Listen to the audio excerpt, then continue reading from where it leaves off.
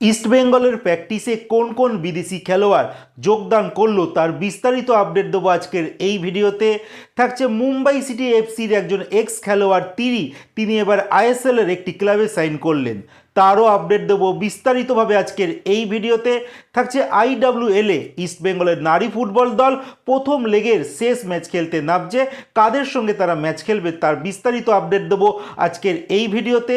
আর থাকছে এফসি গোয়া তাদের 3 নম্বর বিদেশি খেলোয়াড় তারা রিলিজ করে দিল। সমস্ত খবর এক এক করে বলবো, তার আগে প্রতিদিনের মতো বলবো খেলার আপডেট খবর পাওয়ার জন্য আমাদের চ্যানেলটিকে সাবস্ক্রাইব করতে একদম ভুলো না। তো চলো শুরু করা যাক আজকের প্রথম খবর। আজকের প্রথম খবরটি শুরু করছি আইডব্লিউএল এর আপডেট নিয়ে, মানে ইন্ডিয়ান ওমেন্স লিগের আপডেট নিয়ে, যেখানে 9 তারিখ মানে 9 জানুয়ারি শুক্রবার দিনকে মানে আগামীকাল ইস্টবেঙ্গলের নারী ফুটবল দল তারা প্রথম লেগের শেষ ম্যাচ খেলতে নামছে। তারা ফেস করছে গোকুলাম কেরালা এফসির সঙ্গে।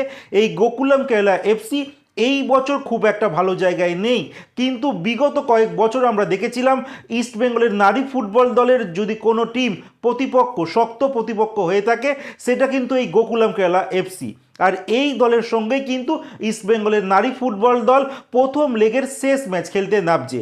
বলে রাখি ইস্টবেঙ্গল আর শ্রীভূমি এফসি তারা কিন্তু প্রত্যেকটা দলের তুলনায় একটি করে ম্যাচ কম খেলেছে, কারণ এই জন্য যখন এই আইডব্লিউএল শুরু হয়েছিল তখন ইস্টবেঙ্গলের নারী ফুটবল দল সাব ক্লাব টুর্নামেন্টের ফাইনাল ম্যাচ খেলছিল, যার জন্য সেই প্রথম ম্যাচটা ইস্টবেঙ্গলের নারী ফুটবল দল মিস করে গিয়েছিল। এই ম্যাচটা পরবর্তী সময় খেলা হবে, বাট কবে খেলা হবে তার কিন্তু ডেট এখনো অবধি অ্যানাউন্সমেন্ট করা হয়নি। যাই হোক, ইস্টবেঙ্গলের নারী ফুটবল দল তারা তাদের 6 নম্বর ম্যাচে মুখোমুখি হচ্ছে গোকুলাম কেরালা এফসির সঙ্গে। এই ম্যাচটি কিন্তু 9 জানুয়ারি শুক্রবার দিনকে দুপুর 2:30 থেকে হবে। কল্যাণী স্টেডিয়ামে এই ম্যাচ হবে, লাইভ সম্প্রচার করা হবে ইউটিউব চ্যানেল ইন্ডিয়ান ফুটবল যে পেজ রয়েছে সেখানে কিন্তু লাইভ সম্প্রচার করা হবে। এছাড়া বাংলার আরও একটি দল শ্রীভূমি এফসি তারাও কিন্তু খেলতে নামছে, আর তারা আগামী 9 তারিখ মানে শুক্রবার দিনকে সেম ডেটে তারা সকাল 9টার সময় নিতা ফুটবল একাডেমি উড়িষ্যার দল সেই দলটিকে কিন্তু তারা ফেস করবে। এই মুহূর্তে এই গোকুলাম কেরালা এফসি, ইস্টবেঙ্গল আর শ্রীভূমি এফসি কে কোন স্থানে রয়েছে 8টি দলের মধ্যে একবার তোমাদের বলে দিই।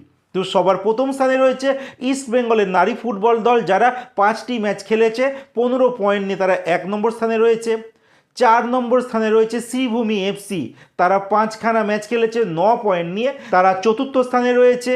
6 নম্বর স্থানে রয়েছে গোকুলাম কেরালা এফসি, তারা 6 ম্যাচে 7 পয়েন্ট নিয়ে তারা 6 নম্বর পজিশনে রয়েছে। এখনও অবধি 6টা ম্যাচের মধ্যে একটা ম্যাচ তারা জয়লাভ করেছে, 4টে তারা ড্র করেছে আর একটা কিন্তু ম্যাচ তারা হেরেছে। যাই হোক, এর পরের যে আপডেটটি দেবো এফসি গোয়াকে নিয়ে। এফসি গোয়া কিন্তু নিজেদের 3য় বিদেশি খেলোয়াড়কে তারা রিলিজ করে দিল অফিসিয়ালি, যেটা তাদের সোশ্যাল মিডিয়া পেজে তারা অ্যানাউন্সমেন্ট করে দিয়েছে।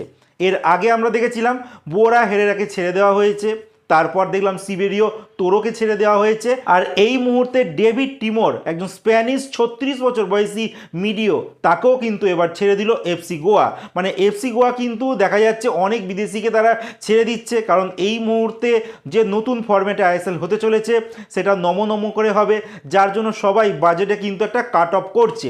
যাই হোক, এই তিমোর মানে ডেভিড তিমোর তিনি এফসি গোয়ার হয়ে এই মরশুমে সুপার কাপ, এফসি টুর্নামেন্ট এই সমস্ত ম্যাচ খেলে এখন অবধি 9খানা মতো ম্যাচ খেলেছিল। আর এই 9টা ম্যাচের মধ্যে তিনি কিন্তু একটি ম্যাচে গোলও করেছিলেন, আর একটি ম্যাচে কিন্তু তিনি গোল অ্যাসিস্ট করেছিলেন। যাই হোক, এর পরের যে আপডেটটি দেবো এফসি গোয়া যে ছেড়ে দেওয়া খেলোয়াড় মানে বোরা হেরেরা, মুম্বাই সিটি এফসির একজন ছেড়ে দেওয়া খেলোয়াড়, একটা সময় মোহনবাগানও খেলেছে। এই 2 খেলোয়াড় কিন্তু এবার ইন্দোনেশিয়ার ক্লাবে সাইন করেছে।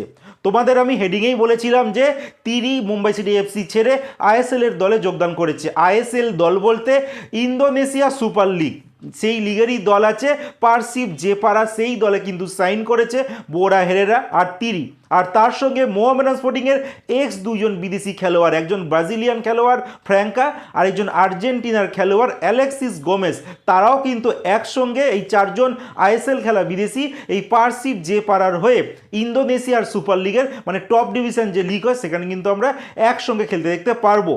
এরপরে যে শেষ যে আপডেটটি দেবো ইস্ট বেঙ্গলকে নিয়ে।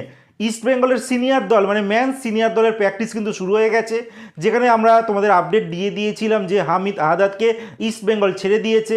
আর একটা রুমার উঠেছিল কেভিন সিভিলি নাকি ইস্টবেঙ্গল ছেড়ে অন্য কোথাও চলে যেতে পারে, মানে তার নিজের দেশের একটি ক্লাবে যেতে পারে, বাট পুরোটা রুমার আমি তোমাদের আগেই বলেছিলাম। আর এই মুহূর্তে যা আপডেট রয়েছে, ইস্টবেঙ্গলের সমস্ত বিদেশি খেলোয়াড় কিন্তু প্র্যাকটিসে যোগদান করেছে, মানে সিভিলি যোগদান করেছে, ইবুসুকি রয়েছে, মিগুয়েল রয়েছে, সবাই কিন্তু যোগদান করেছে তারা প্র্যাকটিসে। আর ইস্টবেঙ্গল ম্যানেজমেন্ট চেষ্টা চালাচ্ছে 6 নম্বর বিদেশিকে সাইন করানোর জন্য। হামিদ আহাদাদের বদলি খেলোয়াড়ের খোঁজ তারা শুরু করে দিয়েছে, দেখা যাক কত তাড়াতাড়ি এই খোঁজটা সম্পন্ন হয়, তারপর যে নাম আপডেট বেরিয়ে আসবে সেটা আমি তোমাদের জানিয়ে দেবো। যাই হোক, ইস্টবেঙ্গল কতটা ভালো রেজাল্ট করবে এই নতুন লিগে, তোমাদের কি মতামত তোমরা কমেন্টে জানাতে পারো।